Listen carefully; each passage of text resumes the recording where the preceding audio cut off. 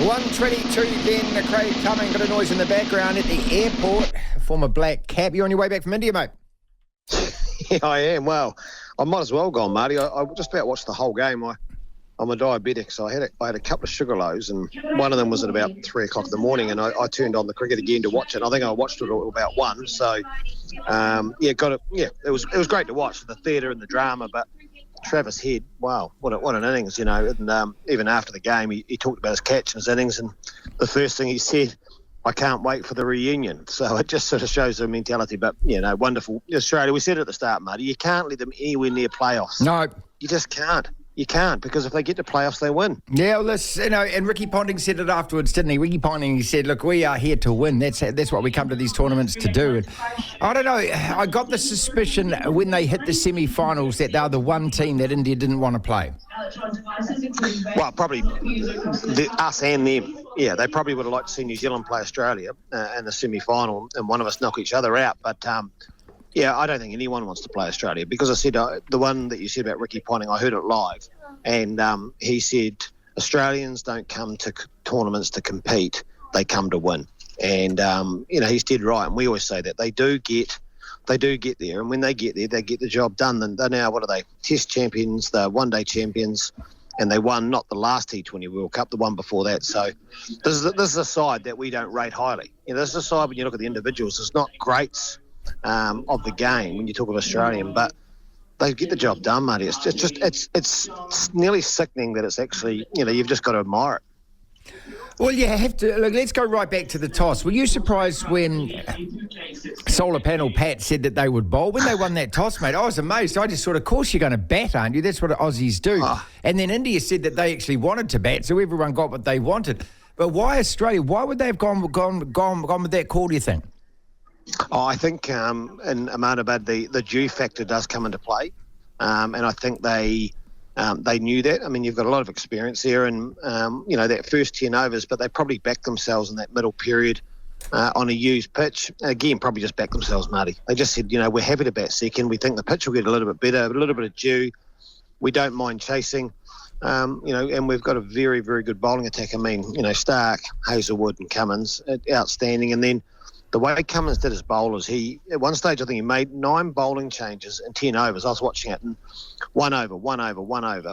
But let's go back to that catch. The whole thing could have looked a lot different if, Travis Head didn't take that catch. Sharma just hit Maxwell for 6, he hit it for 4, and then he tried to go again. He doesn't take that. Sharma gets another 50, then India are getting 320, and it's game over. That was probably the case. So the catch was the most important part of that game. Yeah, look, and you look at Travis Head, and I look at the crucial wickets that he got also in the semi-final, where he came on to bowl, got hit for a couple of 4s, and then he picked up. It wasn't Miller, it was the other guy, wasn't it? It was I can't even remember his name, but whoever Miller was batting with when South Africa were trying to resurrect that innings. And a couple of things about this, they just seem to have players that every game, 1 or 2 of them stand up. And as you say, I mean, they don't all have to be consistent all the time, because we saw Zampa getting hit by the South Africans all over the show, but then he turns around and plays well the next game. They just seem to be that classic cricket team that 2, 3 of them always have an outstanding game. The rest will do enough. Yeah, and what they also do, and behind the scenes, they're all just developing skills. So Travis Head hasn't been known as an off-spin bowler, so he's a batter. So what they do is say, go away and work on your off-spin. We want to help you, because you just never know. And if we go to India, there's nothing like having a top-order batter who can bowl some part-time spin. And some have tried it, like Steve Smith was a leggy, and they fall away. Labuschagne had a period, but they just developed. But the other thing is, you look at them, and they're very confident within themselves. Yep. But again, you're none from 2, Marty. You're starting to knee knock a wee bit there, surely. And then I heard, might have been Mitchell Marsh say, we were none from 2, and Sri Lanka were 120 for none in that third game. Yeah.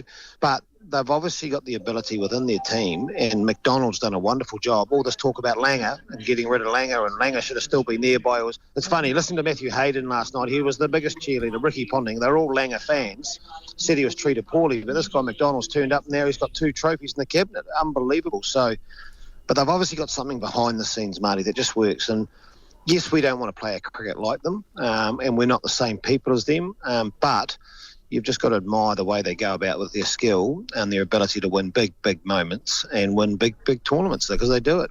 Craig Cumming is as much as we hate it. Yeah, former Black Cap, former Test and one-day player for New Zealand. The 6th time that Australia have won the one-day World Cup.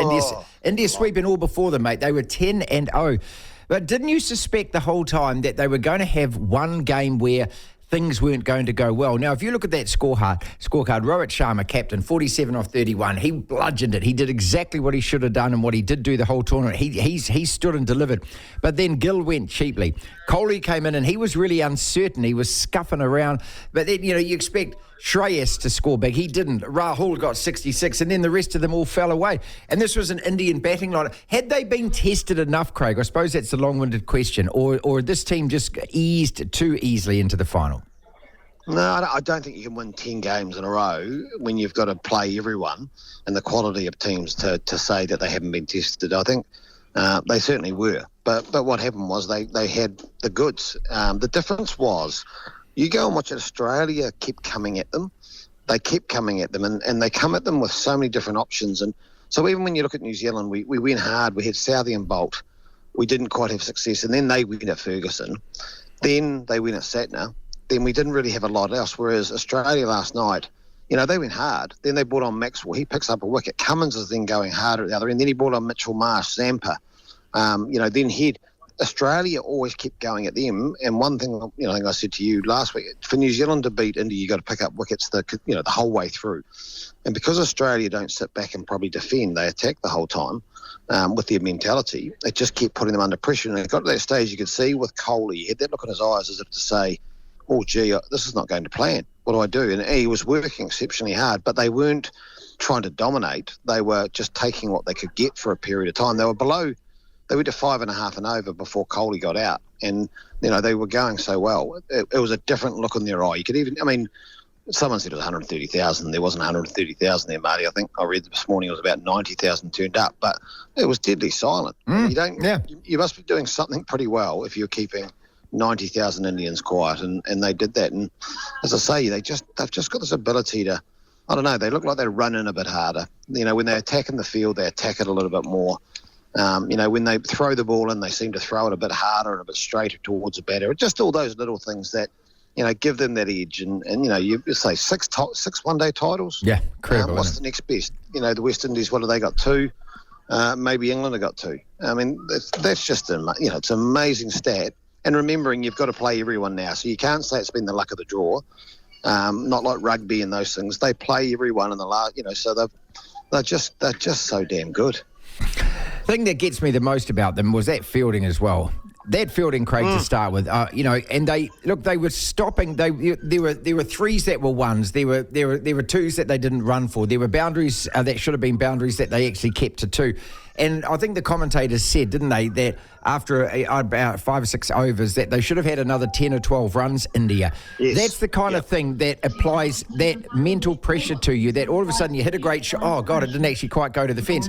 That's also what Australia bring. And a lot of people probably don't recognise the subtleties of that. But it's just impressive. It must be kind of like a blanket around you. Everywhere you're looking to hit, they can actually get there first and they can actually stop more runs.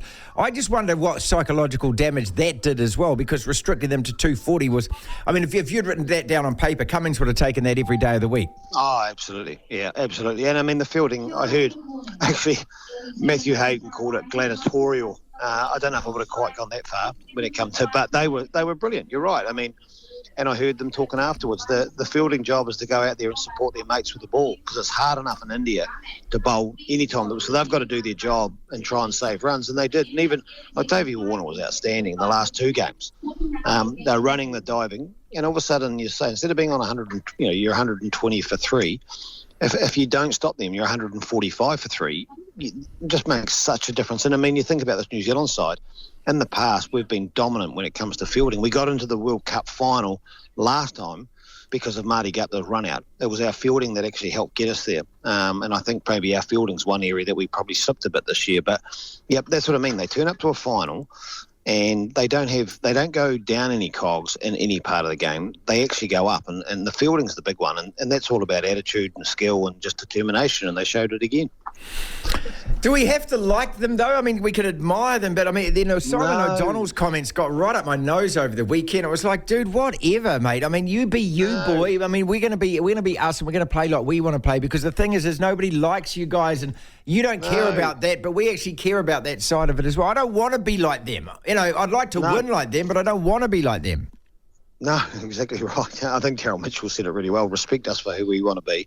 There's two things in life, and that you never support Australian cricket team, and you never support.